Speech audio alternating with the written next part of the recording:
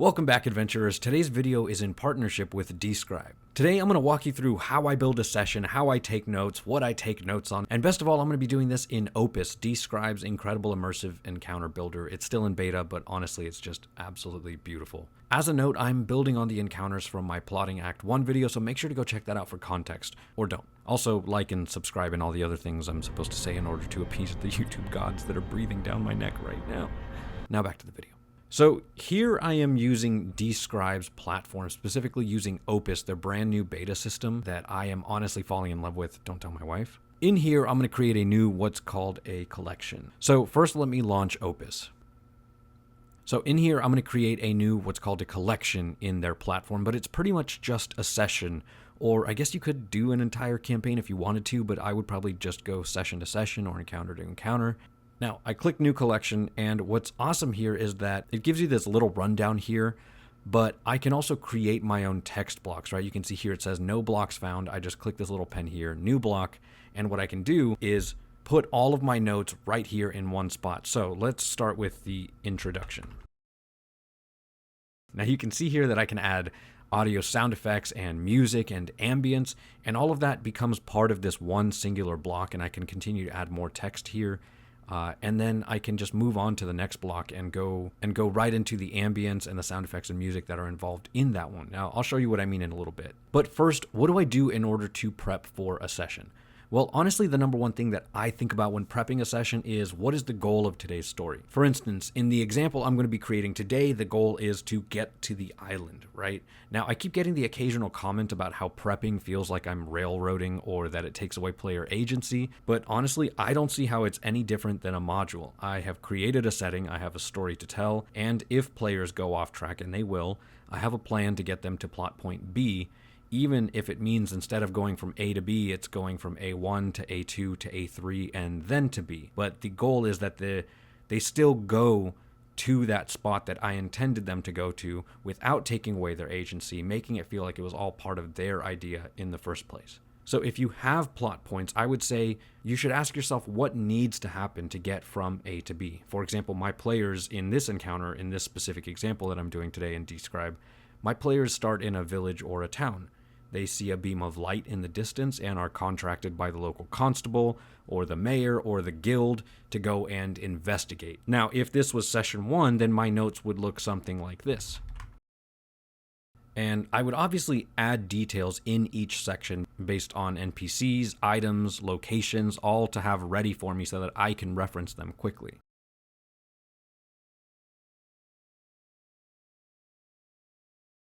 And you can see I have gone ahead and added some questions to ask myself, how do I introduce the world Maladea, my world, to the players, and what things would the players already know? So I might do a quick little blurb or something to sort of get that going. I might write something to actually read here, or I might ad-lib it, or I might just wing it. It's really completely up to how I feel the table dynamic is going. If they're hesitant, I might have a script to kind of push them in the right direction to set that mood.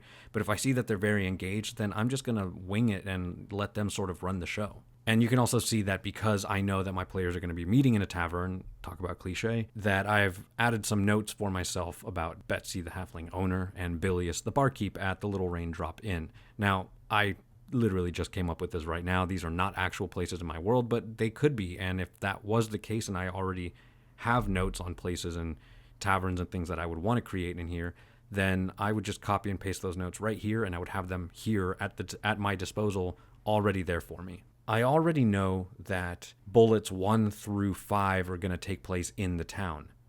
So I might just take the encounter at sea and arriving on the island and move it into its own block, because this right here is going to be the ambience for the town, the sound effects of the town, and the music that sets the mood for the town, right? So I'll create a new block and call this at sea and put my things here. And I do know that the encounter at sea is going to be its own separate thing. So I'm actually going to create a third one called encounter at sea. And I'm going to put my notes right in there and save it. So now you can see I have 3 separate blocks. One that is my introduction, right? The players are in the town. Then I have my notes for the players at sea, and then the encounter itself. And honestly, if I want to go one step further, I might even edit this so that arriving on the island is its own separate block. I'm going to go in here into ambience, and I'm going to look for town. So what stands out to me right now is that this is, first of all, a 31-minute loop of music, which is absolutely awesome. So I've added it to my collection. You can see when I close this out, what happens now is you can see the ambience is in here in that one block. And what's cool about this one is that I don't need the sound effects and the music because it's all kind of in there. But I know that my players are going to be going to a tavern, so I'm going to go into ambience and see if they have tavern. I already love it. I love that you can kind of get that jovial feeling and everybody is at ease and probably getting a little drunk. So I'm going to add that as well. And since this one didn't have any music, then, you know, I probably want to find some music to add to this so that when I transition from the town setting to the tavern, I'll have something there. So I'll look for some music, see if tavern brings anything up.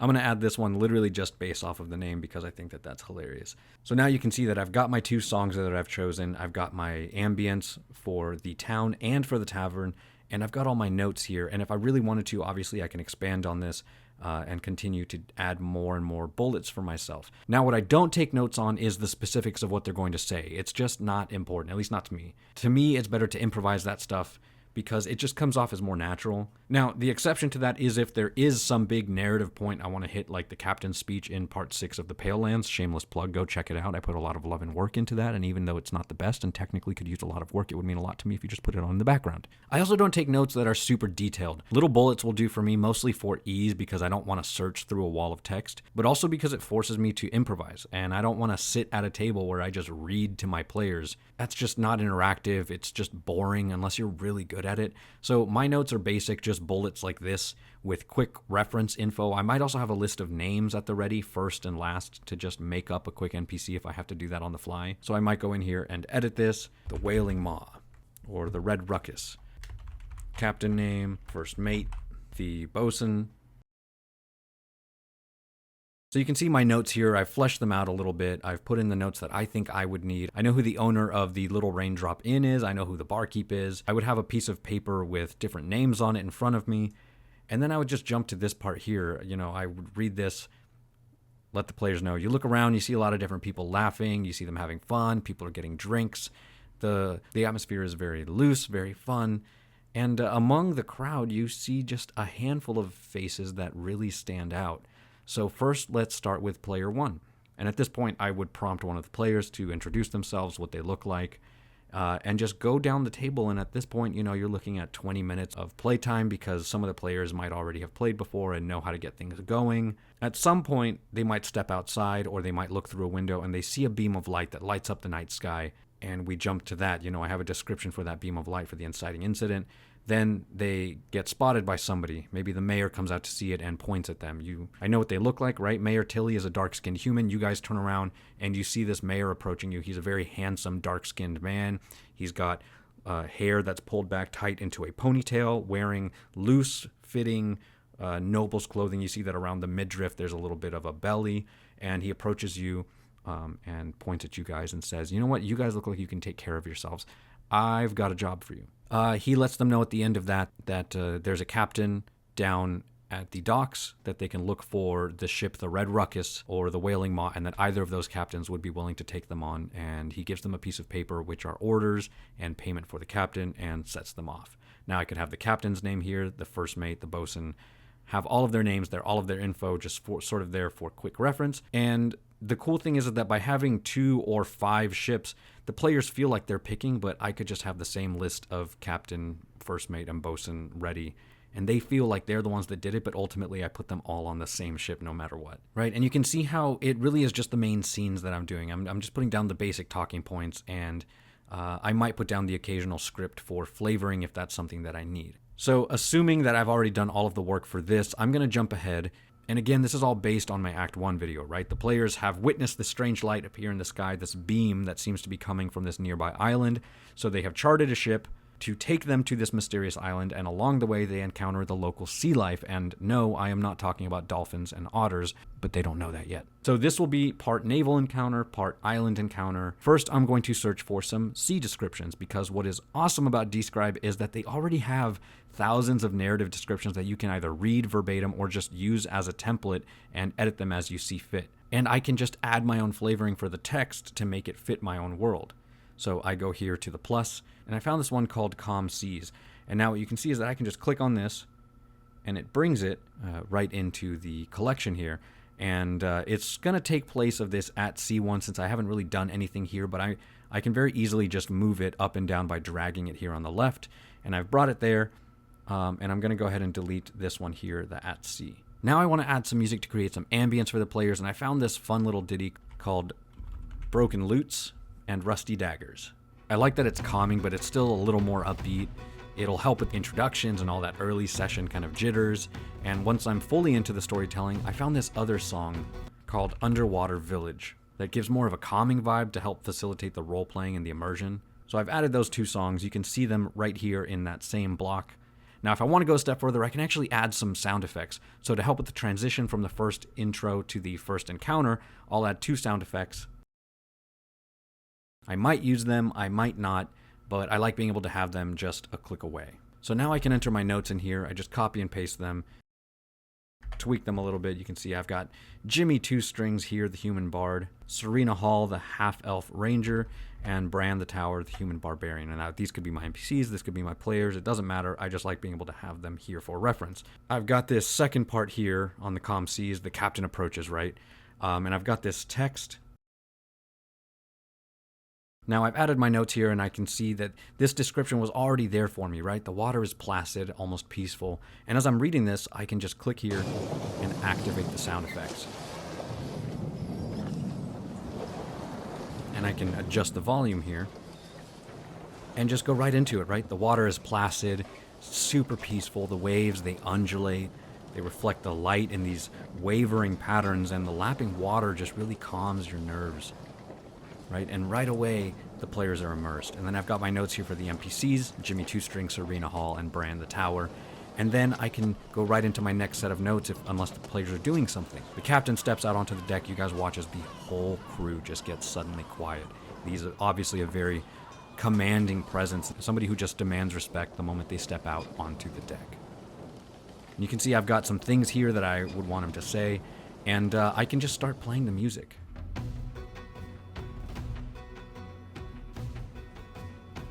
Now you can see here on the right, there's these little sliders, and I can adjust the ambient sound, adjust the music. And what's great is that once this song is done, it's going to go right into the next one. And this one here is 20 minutes long, so I'm going to put that one on a loop, and you can see that little thing is activated there. You're lucky you found me. You wouldn't have luck finding nobody to take you close enough to that place. It's haunted. Other sailors, smartest sailors, they stay clear of this place, but not me. I go towards the danger. That's where the glory is. That's where the riches are. And remember, I get half the cut. No funny business or I'll gut you all. You can see the captain walks away. The crew seems to relax a little bit. Everybody goes back to their business, and you guys all feel the tension just lift off of the deck. What are you doing in this moment now? And you can see how that just adds to it, right? Like, it's no longer just me reading text. You as players are experiencing the music. You hear the sound effects, and it just brings it to life. This is the best part, because when I'm ready to start, I just hit play, and the whole session comes to life right away. Now, after I've covered the essentials of that first part, I can then turn things up a notch. See, I found a block for Marrow, right? I've gone ahead and added it. It's down here at the bottom. I'm going to move it to my encounter section right here because I know it's going to take that place. So I'm just going to delete the one that I had there as a placeholder. And even though I was looking for mermaids, not Marrow, this still works, and I really like the text, so I'm not going to change it much, if at all.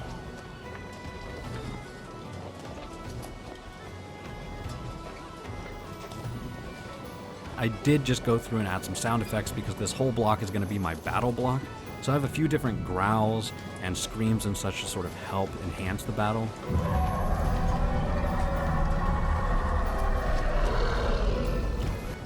And I can just click them and start them.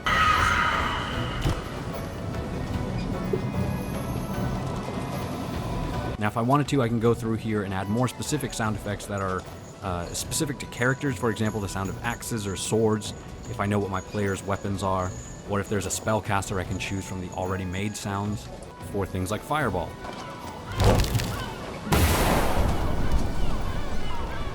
Or Lightning. And I've gone ahead and added some music for the battle as well. So now as I get to the lower portion, or the end part of the calm seas portion of the encounter or of the session, I get to the bottom, the captain walks away, the music is going, it's all swelling, and now what I can do is activate the underwater ambient sound and slowly start to bring the music down as I start to read the next text. The water flashes with movement. It's like a wave turning over, but you don't hear anything. But a creature has come into view over the ship. You see the shadow of its shape. It's this human-like torso that behind it trailing is this great eel-like tail. And you see two black eyes. Each of them are as big as a hen's egg, and they peer at you suspiciously, and as it moves out of the water, you see a mouth filled with shark-like teeth. And I've activated this large metal stress sound to make it sound as if something is maybe moving underneath the ship, or as if there's something going on underwater. It's super easy for me to just click one of these sounds and really make the players feel like something is coming after them. And the whole time I'm just bringing the music down a little bit as I'm narrating. You see it opens its mouth and you hear this growl. The ship starts to come to life. You see sailors are moving around the deck. They're all starting to get very nervous. More sounds. And one of them leaps from the water. I need you all to roll initiative. And now what I can do is click this and jump right into the music. And it automatically stops the old music. I bring it back up. And now we begin the encounter. I ask for an initiative, and it's so easy to just go back and forth and turn off the other sounds and transition from one block to another. And again, you can just go over to the right side of the screen over here and play with the levels and get the sound that's right for your table, right? Maybe the ambience isn't loud enough, the music is too loud. And you can see how the battle just starts to come to life. And at this point, I just let it go. And if I need to, I can just loop one of these, right? If it's going to take too long, or add more music if that's what I need, and just go right into the battle until the end. And it's just amazing, and I can imagine playing with headphones as a player. This would just be next level. And I really like that if I forgot something, I can just go right into the ambience, right? Go into here and look for something, and it doesn't interrupt the music. So if I forgot something, or if I ran out of time, I'm not interrupting or stopping any of the immersive aspects for the players while I'm doing the DMing. So now I'm just going to do the same thing for the next part of this, right? I know that based off of my notes that after the encounter, the next thing for them is to arrive on the island. Now I can sort of set some music on a loop or have the ambience just playing in the background, and the players can go about doing whatever they want to do next after they've done the entire encounter. Maybe they roleplay a little, maybe they do some light gambling, or they help the cook or whatever. Players are weird and they'll come up with all sorts of things to do on their downtime. And I can reference all of the activities if I wanted to right here by just creating a new text block right here. Now, if I see that the players are getting bored, or the tension feels low, or that they're getting antsy to get moving and get the story moving, then I just jump right into the next block, right into the next ambience, and slowly start transitioning from this ambience, the underwater one, and just begin reading the next text, right?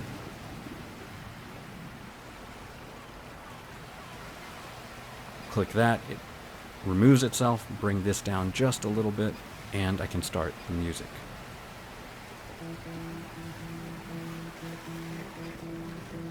So really easy to just go in here and create your own encounters and have all of this immersion ready for you. And I can just add my notes for the island, cue up the music, the island portion begins, I can read the text that describes what they see, how they approach the island, bring up all my notes on the encounters ahead as they embark on the quest to discover the source of the beam of light on the island that led them here in the first place. Now, obviously this is a very quick breakdown, and my own notes for this session would be way more extensive, but you do get to see a little bit of the behind the scenes of how I do my prepping, how I take notes what I don't take notes on, and just how Dscryb really brings the game to life and just adds this next level immersion to the entire experience. Honestly, it's because of programs like Dscryb that I really love online TTRPGs. The tools that you can access are just absolutely endless, and there's so many different ways to use this. And what's amazing is that Dscryb has thousands of sound effects, absolutely beautiful music, all different types, as you can see what I've chosen here. And they have gorgeous maps. And guys, they're still growing. Everything that you see here is only the beginning of what they're doing. The conversations I've had with the Dscryb team show me just how passionate they are about their product. I got a peek at what's still to come, and it's super exciting. I can't sing their praises enough. You really have to try it for yourself or experience the immersion at a table for yourself to really understand what I'm talking about here. Now, if you want to try these sound effects and more for yourself, click the link down below or go to dscryb.com/fantasyforge and use my code fantasyforge and start creating your own immersive encounters. Or you can go visit my awesome website, fantasyforgeuniverse.com, and click the link at the top. I really hope you guys enjoyed this. Let me know in the comments what you think about this type of platform, this immersion that you can get from platforms like Dscryb, and if you've ever used Dscryb or something similar before. And of course, thank you Dscryb for sponsoring this video. And now once again, it is time for some quick shoutouts. Memphystig says, "You get 2 views this time. I always forget to look for that stupid flirkin. Just kidding, Tobias is so cute, my cats are jealous. How did you know what he really was?" Hippo1701 says, "Tobias is too cute. I would love a brother or sister of his, please. I rolled for animal handling, which I'm proficient in. Rolled a 22. That definitely succeeds. Great job, Hippo." Sean Braden says, "Found him. Also, I was really inspired by this. I'm using a homebrewed setting based on the Darkest Dungeon video game, and now I know exactly what not to introduce. Well, I'm glad it helped. That's all I'm here for. Literally, that's all I'm here for." Now, if you were paying attention in this video, leave your timestamp in the comments down below with where you saw Tobias, and you might just get shouted out in the next video. As always, forge on, my friends, and we'll see you next time, adventurers.